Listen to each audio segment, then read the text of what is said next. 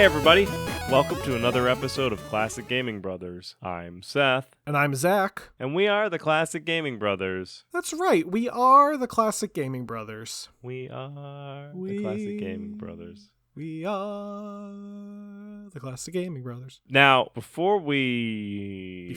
is episode 99. This is episode 99.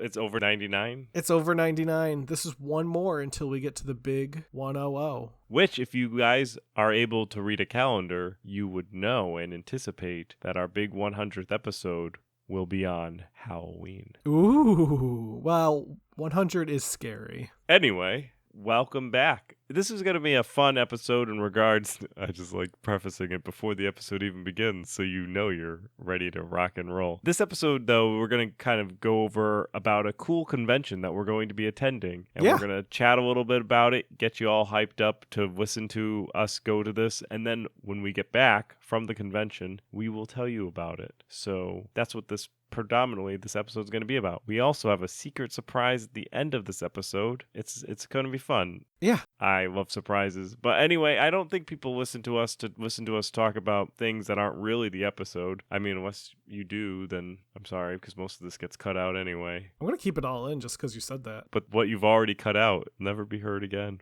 Anyway, we should talk about what games we've been recently playing. Yes, we'll get into it. Do you want to go first? Yeah, I can go first. Seth, recently I have been playing a game called Asterisk in the Great Rescue. So this was created in 1994 by Core Design and published by Sega for the Sega Genesis and the Master System and the Game Gear.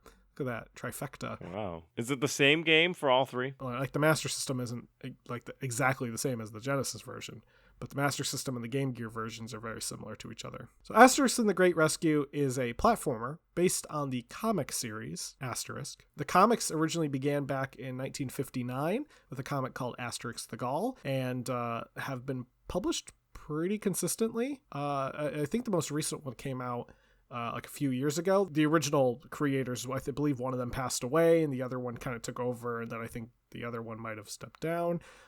So they've gone through different kind of iterations of creators and such at this point. It's a very long running series. But Asterix is a comic that I grew up reading as Seth grew up reading Tintin. Yes. So we really liked reading comics that no one else our age group was reading. That's right. Obscure foreign comics. But Asterisk is primarily the story focuses on a small Gaulish village, Gaul being the predecessor to France. The people who lived there were the Gaulish people in the what became France. And this small village is holding out against the Roman Empire. And the reason they're able to do this is because they have a magic potion that grants the villagers the ability to punch the Romans incredibly hard and make them fly away with every punch. It's very cartoony. And the game is very cartoony as well. And the game is pretty much this storyline. It's you have to rescue someone, but it's mostly you beating up Romans. Yeah, it's pretty much what Asterix and Obelix do. It's actually a very hard game. You aren't given a lot of chances in terms of your like for example, if you get hurt like 3 times you die, and you get hurt 3 times very frequently. So I say once you get past like the first 3 or 4 stages of the first level, then it starts to kind of pick up difficulty, and then I think the second actual level, so all the levels are broken down into different stages, and I think the second level is much harder than the first level as a whole. But I don't think I've ever gotten past the second level, to be honest. Ooh. How many levels are in there? So I think there are 4 levels that are all broken up into different stages. So the first level is the Roman encampment. So you leave the village and then you go into the Roman encampment. And then there's the forest, and then Germany, and then a Roman galley. And I believe in the last level you have to fight Caesar. It's just like in the last just like level in Fallout. and Wolfenstein. Oh yeah, except you don't kill Caesar in Wolfenstein. No. I mean, to be fair, you don't kill Caesar in this game either. You just punch him real hard. But yes, like Fallout. Asterix and Obelix, just like Fallout. Anyway, That's the game I've been playing. Seth, what have you been playing? I have recently been playing The Beast Within, a Gabriel Knight mystery. This game was actually published shortly after Asterix and the Great Rescue, Wow. June 30th of 1995. It was developed by Sierra Online and published by Activision. Now, this is the sequel to Gabriel Knight's Sins of the Father, and the prequel to Gabriel Knight, Blood of the Sacred, Blood of the Damned. It covers the story of the protagonist and perhaps even titular character, Gabriel Knight. He's a journalist and writer.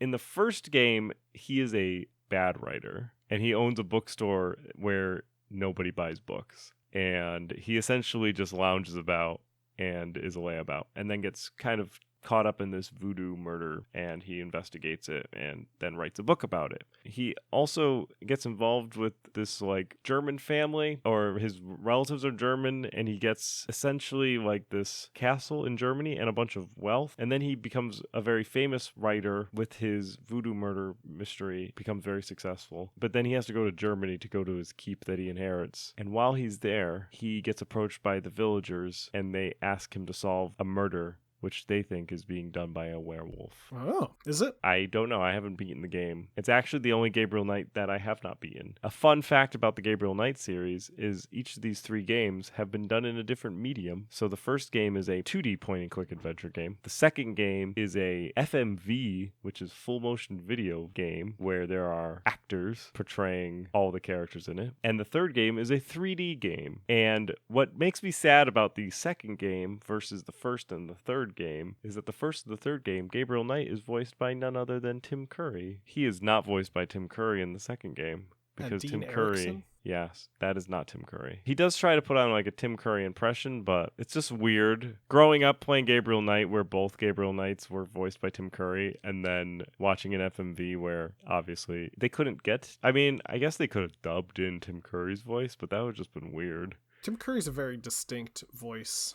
Like he's a person. He's a very distinct person. Right, but he's not Gabriel Knight, so he couldn't be Gabriel Knight in the FMV, which is why maybe in 1995 he wasn't cast as him. But they could have dubbed him like his voice in. They should have just cast him as Gabriel Knight. I mean, just put him in a wig. That would have been amazing. Yeah, just give him a Gabriel Knight wig. Because Gabriel Knight has those like long flowy locks, right? He does have long flowy locks. Yeah. We have actually never talked about Gabriel Knight except in passing when we talked about Sierra in episode 35 when we had Damien on the show. And you mentioned it again in the episode with Tasha when you were talking about the cat hair puzzle. Right, yes, because there's an obnoxious cat hair puzzle in Gabriel Knight 3. It has its own Wikipedia page. The cat hair puzzle? The cat hair puzzle has its own Wikipedia page called Cat Hair Puzzle. I'm aware. That's why I brought it up. It's topical, or at least important enough to have its own Wikipedia page. Anyway, you could expect an episode about Gabriel Knight where we'll talk about the games in general. Anyway, but that's not today's episode. Today's episode is going to be about RetroWorld Expo. RetroWorld Expo, I'm just going to describe it from my knowledge. I've actually never gone to RetroWorld Expo, so I'm at the disadvantage here. However, RetroWorld Expo is an expo that happens in Hartford, Connecticut, which is the insurance capital of the world, and also known as Connecticut's Rising Star. That's a nice name, Connecticut's Rising Star. Yeah, I once saw it on this really faded poster on the side of the highway when I was driving through Hartford once. That seems to sum up Hartford, right? It's the Rising Star that faded away.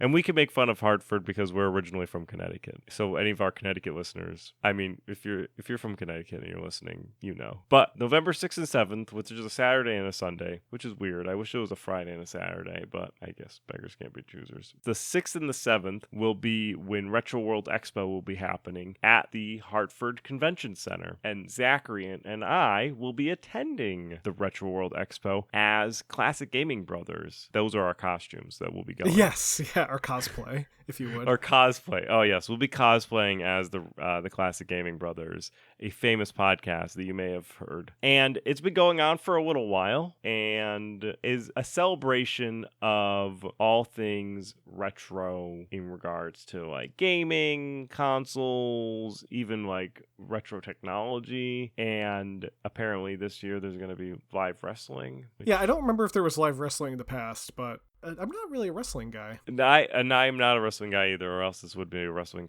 pod, unless it's Celebrity Deathmatch. I feel like I would have gotten into wrestling if our parents let us watch wrestling. But they didn't, so I never got into it. So, since Zach has gone to RetroWorld Expo, yep, at least I'm twice. gonna at least twice, possibly more I times. I remember going twice. I don't know if I accidentally went a third time. I'm gonna ask some questions about RetroWorld Expo to Zach first, and that's how we're gonna do this episode. So yeah, strap in. So Zach, in your own words, what would you say what is RetroWorld Expo?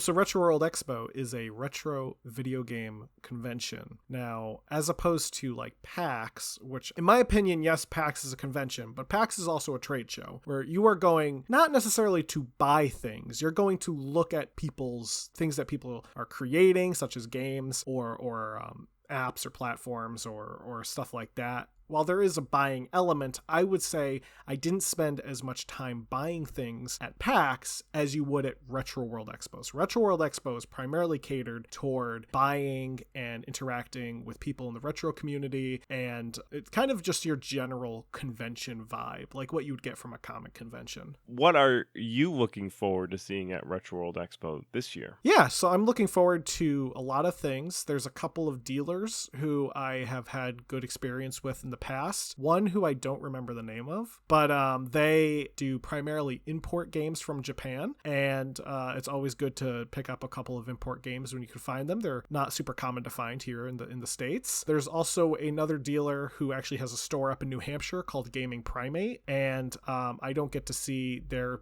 stuff very frequently. He does a lot of not just retro games, but he also does a lot of reproduction cartridges of like translations and stuff like that. So he has like the original Final Fantasies on NES translated properly into English. So like Final Fantasy 2 and 3, which we never got here on the NES originally. So he has like reproduction cartridges of those. He also does other reproduction cartridges and homebrews and stuff like that. And then outside of vendors, there's a couple of YouTubers who I think would be fun to meet. Metal Jesus, who Seth and I are a fan of, the Game Historian, who he does great content, and and a couple of like indie developers and stuff like that. Right, yeah. So if you want somebody who does more in-depth game reviews or game history stuff, you can always listen to Classic Gaming Brothers, but the Game Historian probably does a little bit more. So I would describe the Gaming Historian as an educational video series. I would describe us as an entertainment video audio series. We pride ourselves in our knowledge, but we are not selling you our knowledge. We are selling you our banter. That's right. Yeah, you listen to the show because I make fun of Zach. Yeah, and because we're funny guys, I hope. But the Gaming Story you'd watch because you actually want to learn something. Yeah. I mean, you could also listen to us for ASMR to fall asleep. Yeah, if you want to fall asleep to my sultry tones, then go right ahead. I mean, that's what I do when I'm here in the studio. You fall asleep to my sultry tones? Yeah, that's like weird. I'm passed out in the corner. Okay. I'm like sleeping on my desk. So I'm excited to since this is talking about the future. I'm looking forward to seeing at RetroWorld Expo. I'm looking forward to seeing their free play section because I think they have some pinball games that they'll have there. So I'm looking to play some pinball games, especially maybe like the Creature from the Black Lagoon if they got a copy of that. I'm always interested in looking at playing some games and with some hand sanitizer, and then I'm also interested to see what they will have for sale, both in the art and in the video game section. And I'm also interested in seeing who they get for developers, and if there's going to be any kind of new video games that are being developed, maybe by a really small team, because perhaps we might get some more indie dev content. So get them on their show.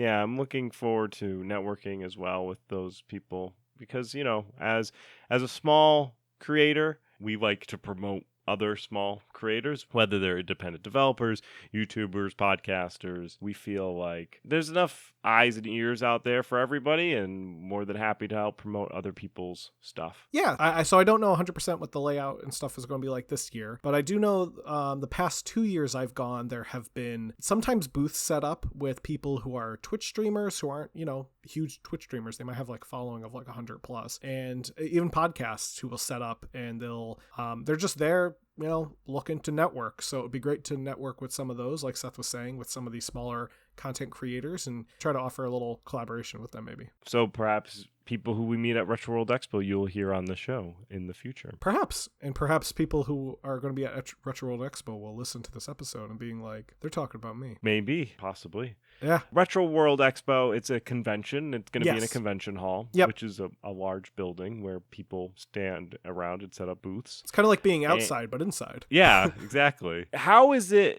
What are the different sections of RetroWorld Expo? Like, how is it set up? So the last time I went, which was one of their bigger, so I've gone twice. I went once in 2016 when it was still starting out, because the corporation that runs RetroWorld Expo, which I think is just called RetroWorld Expo Incorporated, they formed in 2015. So one of their first cons was, I think, 2015, and their second one, I think, was 2016. So in 2016, when I went, it was very small. But in 2019, when I went, it was a bit larger. So the way it's usually split up is they'll have the convention hall itself, which will be the area with the dealers, the vendors, and usually the vendors and the artists and stuff usually are kind of kept to one area, and then another area will have different tables lined up of the celebrities and stuff like that. So it's there's kind of a scattering of the vendors and the artists, and they usually try to keep the artists together and the vendors and kind of together, and then all the celebrities are kept in one section. Then last time I went, in the same room but in the back of that room was the free play area, which was just kind of row after row of arcade cabinets, and a lot of cool arcade cabinets, a lot of pinball machines, and then they have kind of a section of just monitors running various retro game systems. So like Sega Genesis, Mega Drives, various Nintendos of all various ages, GameCube, Switches, stuff like that. Probably one of the cooler things that I saw was someone had brought in their Pong table, which wasn't like the arcade version of Pong. It was a coffee table that had a mechanical version of Pong built into it, that functioned using like levers and pulleys and stuff like that. Oh, that's pretty cool. Yeah, it wasn't like a digital version of Pong. It was like a mechanical Pong. Like an analog version. It was an analog version of Pong that ran. It was like built into a table. It was very cool to play with, and I think it actually had like lights that would light up. But they do have various arcade machines, pinball machines. There was a Virtual Boy one year. Probably won't put that on my face this year. I mean, I want to put it on my face in general. So that's usually how it's divided. So that's the first floor. The second floor is the main event hall. So when they do bigger panels or events, such as if there's band playing, or if there's a big panel with a lot of with like a famous person, they might have the bigger hall. And then there are various smaller panel rooms where they'll have kind of just the general panels that are hosted by guests. So this might be like, for example, I attended a panel on NES Maker, which is a tool used to create video games for the original Nintendo. So I saw a panel hosted by the creators of that in one of these panel rooms. There's like panels on modding your video game systems, on like collecting. They do a Connecticut YouTubers panel where they bring together some YouTubers from the local area to talk about their experience with YouTube and the retro scene and stuff like that. Nice. Yeah, I'm looking forward to checking out all of the things. Now, so you've gone to Retro World Expo twice. Yeah. In those two times, have you seen anything that when you walked away, you were happy that you had attended Retro World Expo and you saw those things? Yeah, so I definitely got that feeling from some of the panels I saw. The interactions I had with people. So one of the last years I went, I got to meet the voice from NBA Jam, Tim Kritzow, I believe, who does the like Boom Shakalaka voice. So he was there, and he really easy guy to talk to. So I some of the celebrity interactions give you kind of I think a good feeling stepping away. You get kind of it's not like when you go to like Rhode Island Comic Con or New York Comic Con or some of those bigger comic conventions, especially in this area, where you have to wait in this long line to go meet someone who might be kind of well known. These people, I mean, they're famous in their own right, but it's not like you're meeting William Shatner, so you don't have to pay like $300 to shake his hand. Most of the time you can just walk up to them and being like, hey, how's it going? So it kind of gives you more down to earth. I got to meet a YouTuber called Stop Skeletons from Fighting, who used to be known as the Happy Video Game Nerd, kind of a parody of the Angry Video Game Nerd. And his table, like he at the time I walked up to him, there wasn't a line, so I just walked up and said hi, and I had a great exchange with him, and then walked away. So those kind of moments you kind of can get from this type of convention. Now we've mentioned that there are dealer rooms and like artist alleys and all of that, and we've actually talked about shopping, since Zach, out of the two of us, is definitely more of the connoisseur of retro material and a pretty good thrifter. And we talked about shopping, if you're interested in that, in episode 6 of our episode. And this is now episode 99. It's a good one, and I guess, in my opinion, it's been a long time since I've listened to it, so it might be garbage. But have you gotten any good pickups when you've gone to RetroWorld Expo? Yeah, so the last few times I've gone, I have picked up a few things for my own personal collection that I wanted. In terms of video games, I picked up a pretty inexpensive copy of Paper Mario, which I was looking for, and I was able to get it inexpensive because the label was torn. I also picked up a couple of import games for the Famicom and Super Famicom, which, good to have. And unrelated to video games, I also picked up some Laserdiscs because I have a small Laserdisc collection and I wanted to add a bit to my own personal collection. Nothing crazy, but just stuff that I found. And, picked up some art and stuff like that. I got a nice little Sonic painting that I actually have hanging up next to me right now, and a couple little like figurines just to put around next to the Flemoid painting that it's actually under the Flemoid painting that I painted for you. Painted, yeah. Because I'm an aspiring artist. Now there's a lot of vendors that are going to be at the convention, right? Yes, yeah. Would you say it's a good place to go to buy video games, or do you feel like you have to be careful when buying video games there? So if you are starting out and looking to get into retro game collecting, I would say, so it's not the ideal place to find good deals on expensive games. So if you're looking for if you're the kind of person who has to have the mint copy of Earthbound in the box with the strategy guide, you're going to probably find it at this convention. You're probably not going to want to pay for it at this convention because the prices on some of these games are going to be competitive and fair to what the market value of them are on things like eBay. You'll probably be paying less than you would on eBay because in reality, the people who are at these conventions know that if they sell it for eBay price, you're just going to go to eBay and buy it because you can probably get it cheaper if you look carefully, Now, if you're looking to make a deal, if you're looking to, say, barter or trade, this would be the place to do it. These vendors will often take things into consideration. You pick up a box and it's dent or it's damaged, and you say, hey, this box has a couple of rips in it. I know the box goes for a bit more,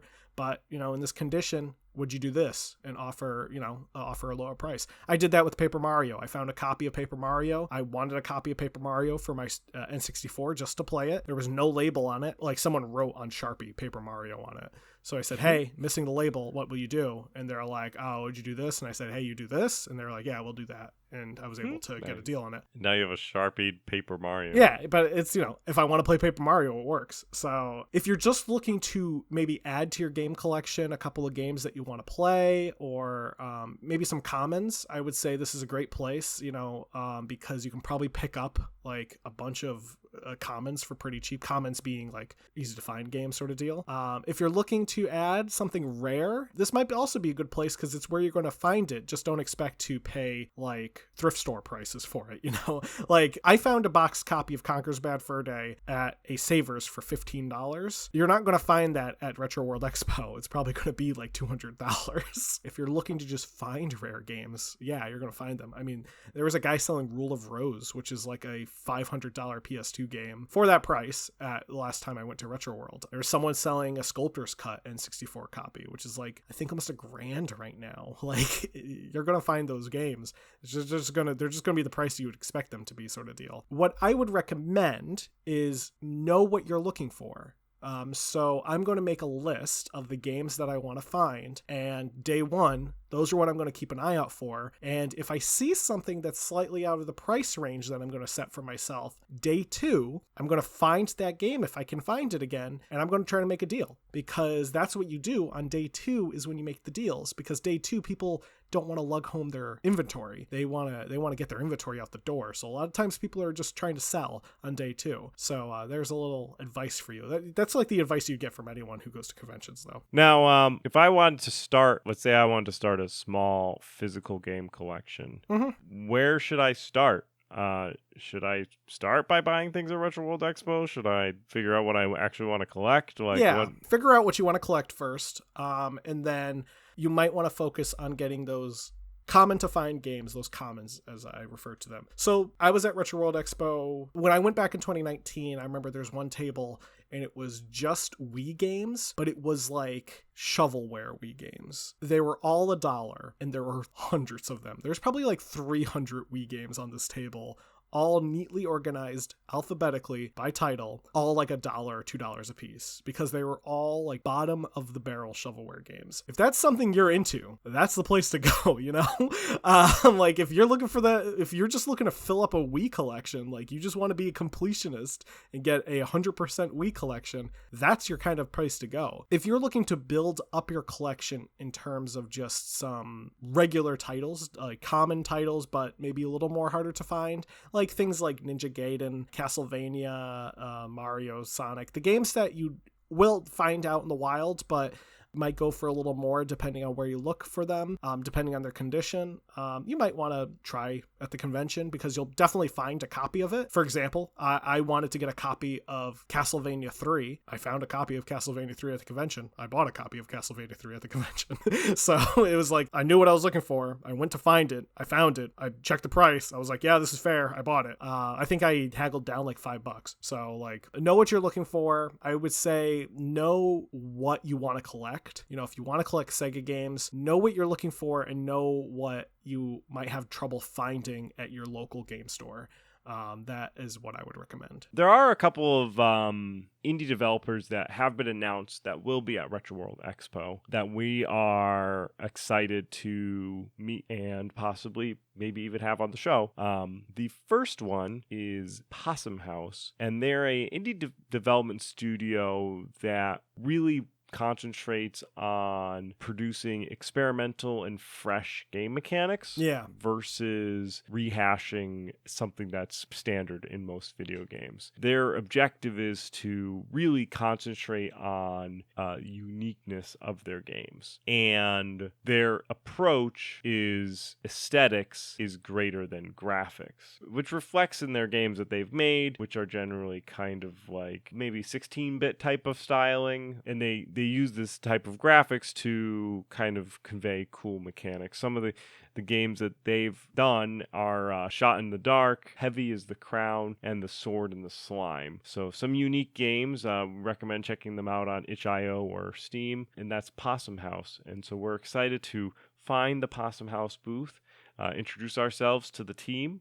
and maybe see if they want to come on and talk about what upcoming project they have working on. They're a local dev too. They're in the tri-state area, being New York, New Jersey, Connecticut, tri-state. What about you, Zachary? Is there any team that you're excited about? Yeah, so there's a team that calls themselves the Killer Gin, and they are working on a project called Killer Gin.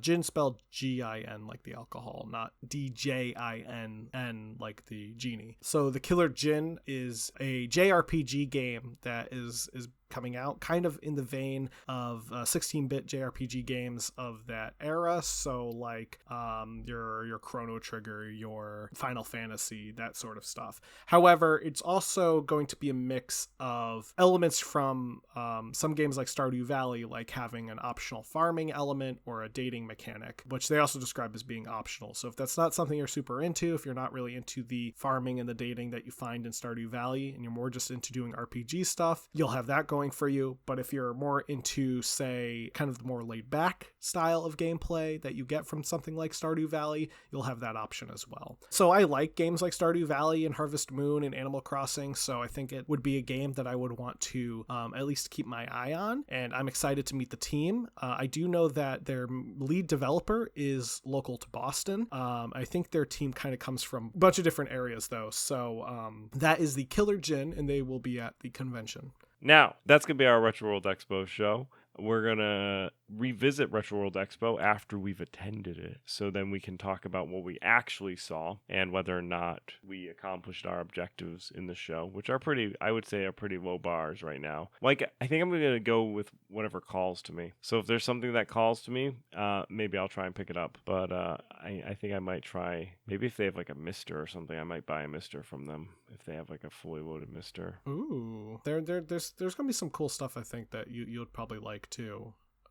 Like one thing is the controllers that people sell. There was a N64 controller that I actually have my eye on, which is a thing called the 64 Brawler, I think, and it's a like GameCube style N64 controller, which looks nice, especially because the N64 controller, while I have good memories of it, it's kind of a bad controller. I feel like the one thing that I would collect would be big box PC games, and the problem with those is they take up a lot of space. You definitely will find some big box PC games at this convention.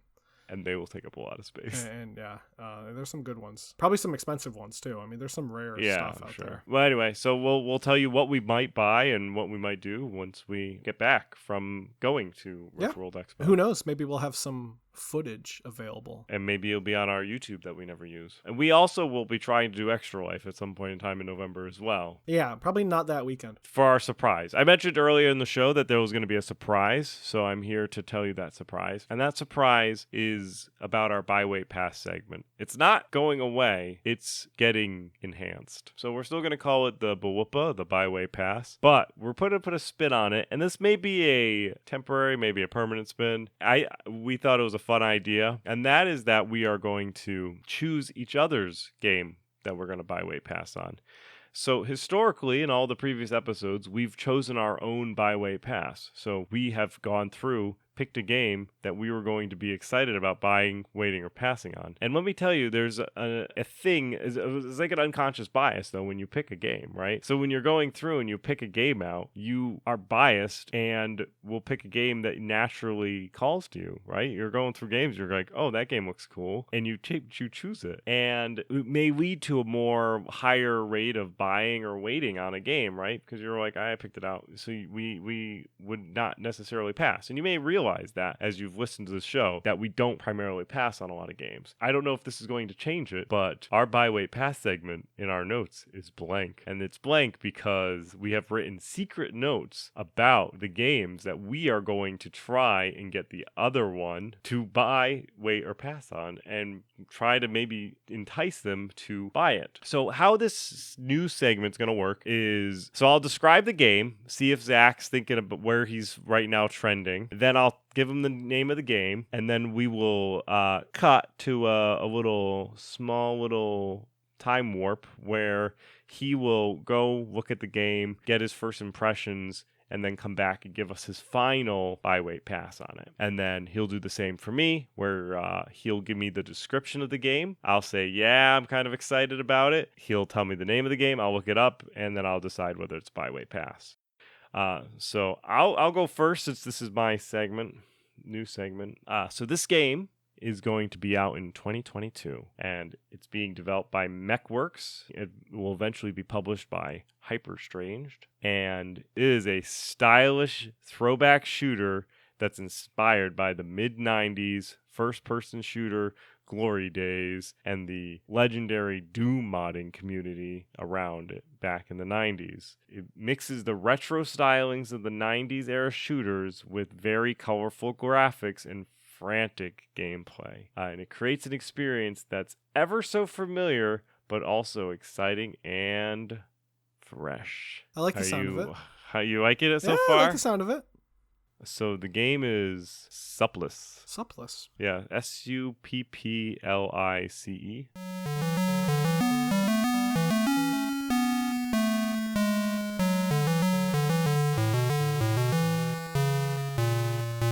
And we're back. So Zach, what are your thoughts after reviewing the material that's out, the screenshots and the video? Yeah, I mean, from the video, from the screenshots, it's definitely something that I think I would be interested in. It reminds me a lot of games built in the build engine, which is the engine used to build games like Duke Nukem. I don't actually know what engine is being used for this. I don't know if it is the build engine or the original Doom engine, just heavily modified, which is possible these days. But yeah, it looks great. I would definitely put this down as a buy. So I think Seth, Nice. Seth has my interest in his mind. The game was available for demo, may still be available for demo, so you can download it and check it out if you can. I played the first mission of it. It is tough, but it's a lot of fun. Very frantic, for sure. So the game that for your buy weight pass, Seth, is a narrative experience that explores the reunion of a broken family from the perspective of their house cat named Aspen. The question is, though, is the cat just a witness, or does the animal have a more mysterious role in their lives than we anticipate? It's being developed by a company called Cultic Games and is due out in 2022. What do you think so far? I'm interested. I'm intrigued. I would like to learn more. So this game is called Cats and the Other Lives.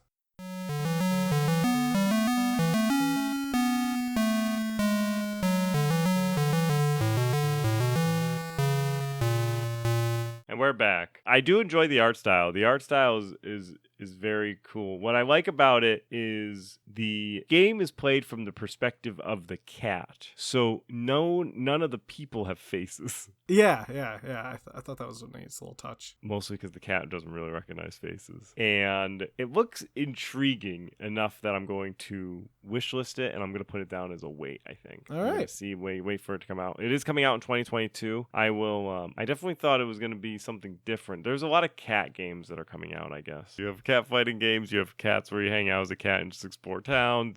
Now there's cats in the other lives. But it jams more like a traditional 2D adventure game, which is very much my thing, and looks very intriguing. So yeah, definitely going to put that down as a wait. I'm mostly putting it down as a wait because I like 2D adventure games, but I do have to get in the mood for them. Yeah, So that's fair. I have to, That's fair. the mood strike me. One day you're like, you know what? I want to play a 2D adventure game where I'm a cat, and then you're going to buy it. Yeah. Anyway, so that's going to be our new Byway Pass segment. So that's going to be what it's going to be like in the future. Yeah, and let us know if you like this format. If you want to contact us and say you listened to this episode, and you were like, wow, I really liked that new Byway Pass segment, you can send us an email. And that email is classicgamingbrothers@gmail.com. You can also send to Seth at classicgamingbrothers.com, Zach at classicgamingbrothers.com, or even classicgamingbrothers at classicgamingbrothers.com. I always say the tried and true way is just classicgamingbrothers@gmail.com. In that inbox, we'll review your email and put you in for the raffle to win a free game. And people love free games. I mean, who wouldn't want free games? And it's not just any free game. It's a list of games that you can choose from. So you get your own choice. It's not like we give you a free game. That could be fun, though, too. Be like, and the free game you get is The Mystical Adventure of the Zumbinis. Have a fun day. No matter what game you ask for, you're going to get a copy of Zumbinis. Sent to you as a floppy disk. Anyway, so there's that way of contacting us. You can also go to our website, which is classicgamingbrothers.com, and go on to the Contact Us form and fill that form out, and that magically gets into our inbox, and we will read it there, and we will respond to you. We like to read and respond to all of our emails because we just think that people should be responded to. Now, let's say you wanted to listen to us. You can head on over to the lounge on the very website that you just wrote to contact us, and you can listen to us with the player that's right there. You can also listen to us on various different podcasting services. You're obviously listening to us on something right now. You can continue to listen to us on that thing, but you can also listen to us on Podbeam, Stitcher, Spotify, iTunes, Facebook, Pandora, lots of ways to do it. Now, we get to the part where we will ask you to support us. There's a few ways that you can support us. The number one way to support us is to listen to us. We're a podcast. We're meant to be listened to. So, if you listen to us, you're supporting us. We strive to give you the best content that we can create. We like to make sure that you guys have something to listen to, and we like to deliver it to you on Sunday. So there it is. Now, if you want to go above and beyond, and you're like, I really like these Classic Gaming Brothers. I think they're hilarious. I want to continue to support them. What can I do more than just listening to you? I want to do more. Well, you can give us a review. So you can head on over to iTunes and give us a review, a rating on the iTunes platform, or I'm sure there's a way to rate us on whatever platform you're listening to us. Give us a review, and that will help drive listeners. Give us a follow as well. A follow and a like on most of our social medias is great. So you can follow us on Podbeam. You can follow us on Facebook, which is at Classic Gaming Brothers. You can follow us on Instagram, which is at Classic Gaming Brothers. You can follow us on Twitch, which is twitch.tv/Classic Gaming Brothers. You can even follow us on Twitter, which is CG Brothers Pod. So you can follow us on any of these social media platforms. That always gives us a happy face when people do so. And you can share and spread the word of Classic Gaming Brothers when episodes are released. We like to see when things are shared too. That's fun. So yeah, we hope that you've enjoyed the content that you've listened to so far. And if this is your first episode, hello.